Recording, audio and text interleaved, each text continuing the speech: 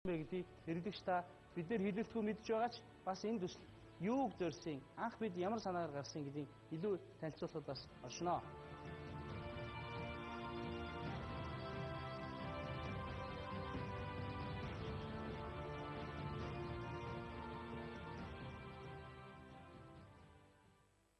Бид өнгөрсөн хугацааныхаа бүхий төсөлбөрийг 7 бүлэг хэсэгт хуваан ангилсан.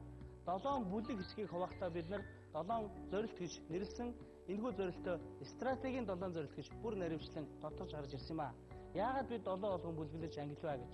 Энэ 7 зорилтын хүрээнд мэдээллийн технологи, шуудан харилцаа холбооны салбарын бүхий л бодлого энэ 7 бүлэг хэсэгт харьяалагдсан ангилагдж байгаа. Мөн дээрэс нь Монгол Улсын засгийн газрын хөгжлийн хөтөлбөрүүд, Монгол Улсын засгийн газрын үйл ажиллагааны төлөвлөгөө хөтөлбөртөө энэхүү 7 зорилт маань хамаарч энэхүү зорилтыг бас чиглүүлж яагаад оршиж байгаамаа.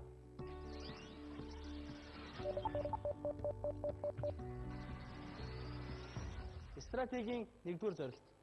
1-р зорилтыг бид анх санаачилсан гэж тодтогч хэлэхгээгүй юм а. Энэ зорилт Монгол Улсын үеийн засгийн газар, Монгол Улсын мэдээллийн технологи шуудан харилцаа холбооны салбарыг удирдах байсан үеийн хүмүүсийн хийж хэрэгжүүлсэн төсөлтөөр суурилсан. За манай байгууллагаас тавьсан тэргүүлэх 7 зорилтын нэг бол үндэсний эмэл дагуул болох гэсэн нэг зорилт байгаа. За энэ зорилтын хүрээнд бид бол үндэсний хөтөлбөрөөр баталсан 2012 оны засгийн газрын 137 дугаар тогтоолоор Монгол Улсын үндэсний эмэл дагуул гэсэн хөтөлбөр батлагдсан. За энэ хөтөлбөрийн үндсэндээ 5 том ерөнхий зорилтыг тавьсан байгаа. Үүнд ямар зорилтууд олсонгүй л сансрын холбооны үндэсний эмэл дагуултай болох, хоёрт нь тандан судалгааны зорилт бүхий үндэсний эмэл дагуултай болох. За энэ эмэл дагуултай болохоос гадна сансрын технологи хөгжүүлэх чиглэлээр хүний нөөцийг бэлтгэх, хууль эрх зүйн орчныг сайжруулах гэсэн зорилтууд тусгагдсан. Энэ санаачлан гарган тавьсан зорилтын хүрээнд Монгол Улсын ерөнхий сайдын дэргэд сансрын үндэсний зөвлөлийг байгуулж, олон улсын бүхий л экспертүүдтэй уулзалт хэлэлцүүлгийг зохион байгуулж, үйлдвэрлэгчид, даатгагчид, хөөргөгчид гээд бүхий л компаниудын төлөөлөлтөй уулзалтыг өндөр түвшин зохион байгуулж, өнөөдөр Монгол улс үндэсний хиймэл дагуулт хөтөлбөрийнхөө техник эдийн засгийн үндэслэл дээр суур болсон бүхий л бичиг баримтыг боловсруулсан. Одоо бид оновчтой шийдлийг гаргаж, хизээ хаанаас хинээр хөөргүүлэх вэ гэдэг энэ шийдвэрийг гаргах үлдсэн юм а. Үүгээрээ бид мэдээллийн технологи шуудан харилцаа холбооны газар өөрөөс хамаарсан зорилтод тавьсан энэ ажлаа хийж гүйцэтгэсэн гэж ойлгож байна.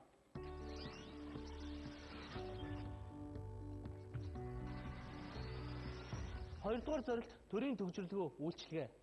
Бүр эртний нэрээс нь авч үзэх юм бол захим засаг. Захим засаг гэдэг хөтөлбөр Монгол Улсын засгийн газрын түүхэнд хамгийн оновчтой, цаг үеэ олсон, өндөр үр дүнтэй хэрэгжсэн төслүүдийн хөтөлбөрүүдийн нэг болж чадсан юм а. Захин Монгол хөтөлбөрт бол маш олон бүлэгтэй. Одоо тэгээд тэр бүлэг тус бүр нь юунд чиглэгдсэн бэ гэхлээр зэрэг бусад салбартайгаа энэ салбарынхаа хөгжлийг хэрхэн уялдуулах юм бэ? За бусад салбартаа энэ технологиг яаж нэвтрүүлэх юм бэ? Ямар үр дүнд хүрэх юм бэ? Ямар үр дүнд хүрсэн байна вэ бусдоор?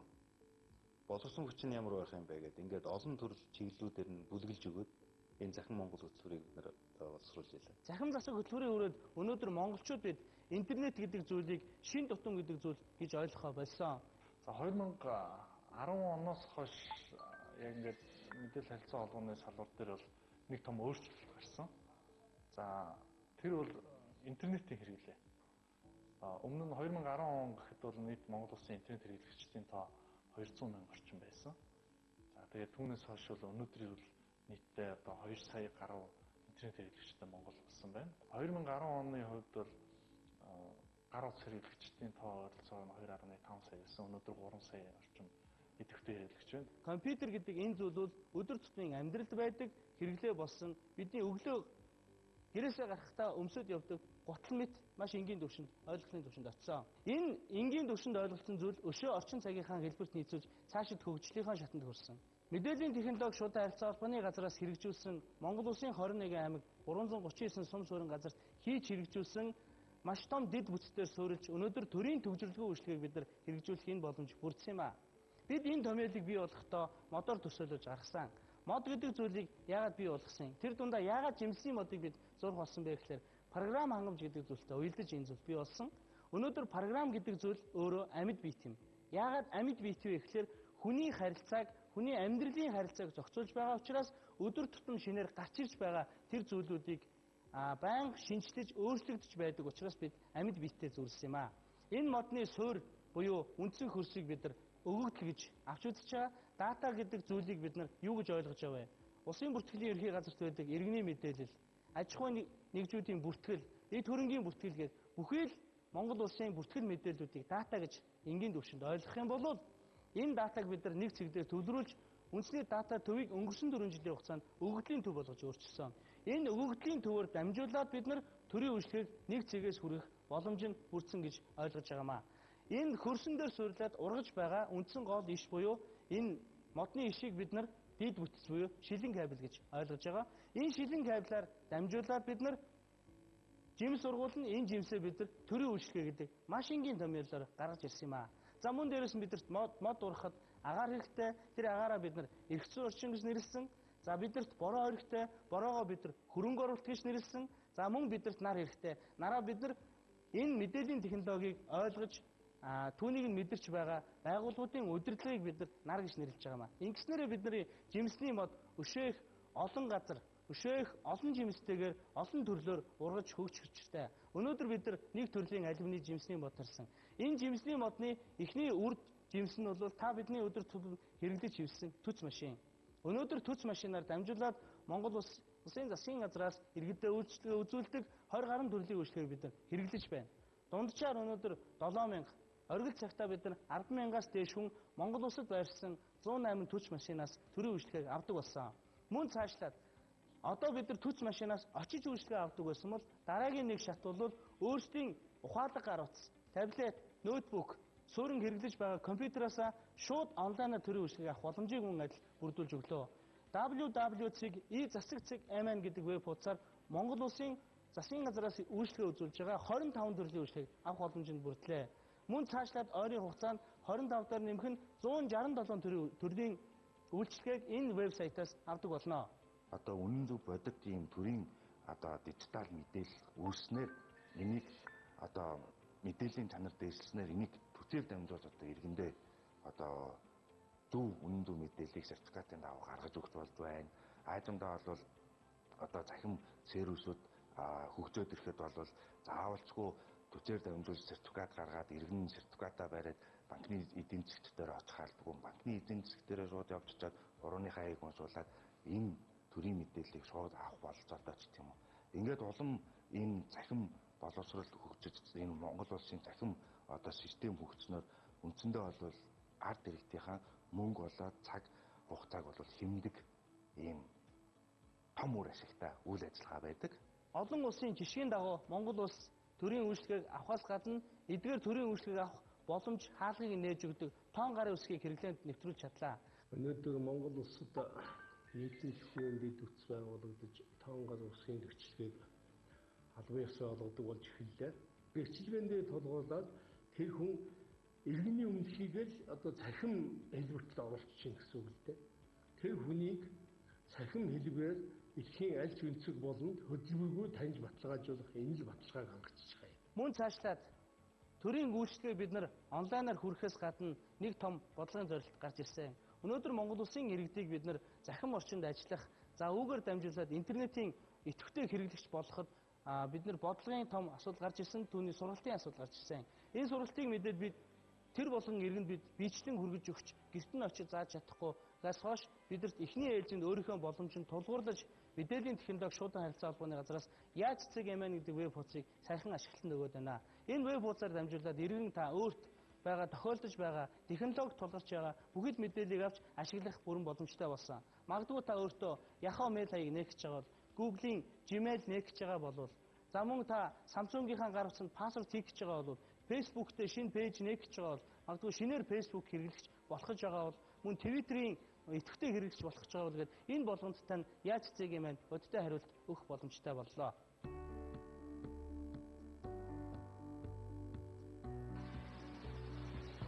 Стратегийн 3 дугаар зорилт бид интернетийг Монгол улсын өнцөг булан бүрт сууж байгаа иргэн Улаанбаатар хоттой ижилхэн үнээр за мөн адилхан ижил хурдаар авах нь бидний хамгийн том зорилт байсан. За энэ зорилтыг бид нар өнгөрсөн 4 жилийн хугацаанд ажиллаж өнөөдөр бид нэг том бэлэгтээ уулзж байгаа нь монголчууд бид хаана байгаас үл хамааран Улаанбаатар хоттой ижилхэн үнээр ижил хурдаар интернет авах боломж нь бүрдсэн. Энэ бол манай 3 дугаар зорилтын хамгийн гол түлхүүр байсан. Бид ч мөн адил энэ зорилтыг өнөөдөр амжилттай хэрэгжүүлээд ажиллаж байгаад бас туйл их баяртай байна. Одоо Монгол улсад интернетийн хэрэглээг 21 аймаг 250 гаруй суманд хүргэж байгаа цорын ганц ийм компани байгаа. Монгол улсын хэмжээгээр интернетийн хэрэглэгчдийн авж байгаа үйлчилгээний үн тарифыг манай компани нэг дахин буулгасан. Нөгөө талдаа үн тариф нь нэг дахин буугаад нөгөө талдаа хэрэглэгчийн авж байгаа интернетийн хурдыг мөн нэг дахин өсгсөн байна. Монголын захиргааны холбоо компани суурин интернет хэрэглэгчийн 1 мегабитийн үн 55 мянган төгрөг байсан бол өнөөдөр 1 мегабит нь 16 мянга болж хямдарсан. Энэ бол бодит амьдрал дээр хамгийн үр дүнгээ өгч байгаа төсөл болсон. Үүгээр дамжуулаад төрийн үйлчлэг болон өөрт хэрэгтэй байгаа мэдээллийг иргэд маань цаг алдалгүй өндөр хурдаар авах боломж нь бүрдлээ.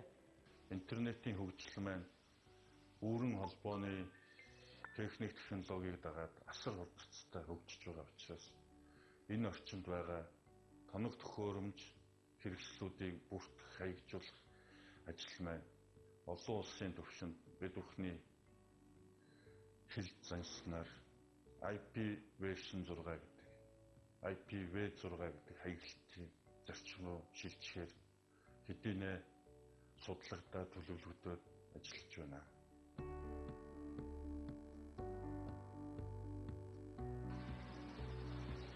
Дөрөвдүгээр зорилт бол дан ганц Монгол улсын зорилт байгаагүй. Энэ бол олон улсын захиргааны холбооны байгууллагаас өгсөн үүрэг даалгаврын дагуу Монгол улс нэгдсэн үндэсний байгууллагын гишүүн орныхоо хувьд энэ дөрөвдүгээр зорилтыг хамтдаа хийж хэрэгжүүлсэн. Энэ бол Тоон телевиз, Тоон радио байсан. Тоон телевизийн тухайд анх 2005 онд олон улсын захиргааны холбооны байгууллагаас дэлхийн улс орнуудыг 2015 он гэхэд Тоон систем шилжих уриалгыг төвшүүлсэн. Телевизийн өргөн нэвтрүүлгийг Тоон технологи шилжүүлснээр дараа үеийн хөдөлгөөнд холбоо өндөр хурдны интернет, утасгүй холбооны үйлчилгээ Монгол улсад улам хурдтай гар нэвтэрч хөгжих энэ сайхан боломж замыг бид бүхэн нээж өглөө. Радио телевизийн өргөн нэвтрүүлгийг ер нь Тоон технологи шилжүүлснээр ямар хоёр үр дүн гарч байгаа юм бэ гэхээр нэгдүгürt бол дууд үрсний чанар бол маш сайн болж байгаа. Тоон технологи шилжүүлснээр үүсэж байгаа бас хоёр дахь давуу тал гэвэл энэ радио давтамжийг ашиглалтын одоо хэмжээг бол илүү бууруулад ингэх болцоод байгаа. Радио давтамж гэдэг нь бол өөрөө хязгаарлагдсан үлнөөц. Тэгэхээр энийг бол үр ашигтай ашиглах нь бол одоо чухал асуудал юм байна. Тэгэхээр одоо өмнө нь аналогд ашиглаж байсан радио давтамжуудыг Тоон технологи шилжүүлээд илүү бага зурвасаар бага радио давтамжийн нөөц ашиглаад ингээд Тоон технологи илүү чанартай үйлчлэгийг бол хүргэж байгаа юм. За суллаад авсан радио давтамжаа бол илүү одоо хүчтэй технологи, LTE технологид бол ашиглахаар ингээд цааш шилжилтээ хийгээд явж байгаа. Тэгэхээр энэ шилжилтийг бол бусад Азийн орнууд хийх гэж одоо болтол бас олон орнууд бол оролдож байгаа.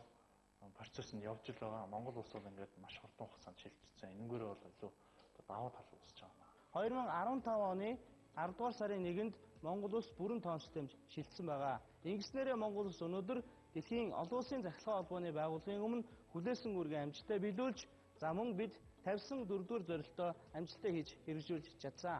Unitel Group 5 жилийн өмнө энэ IPTV-ийн одоо бизнес рүү орсон. Тэгэхээр энэ үднээсээ бид нар энэ контентын санг бүрдүүлэх хэрэгтэй байсан. IPTV үйлчлэгээр зах зээл нэвтрүүлэхтэй.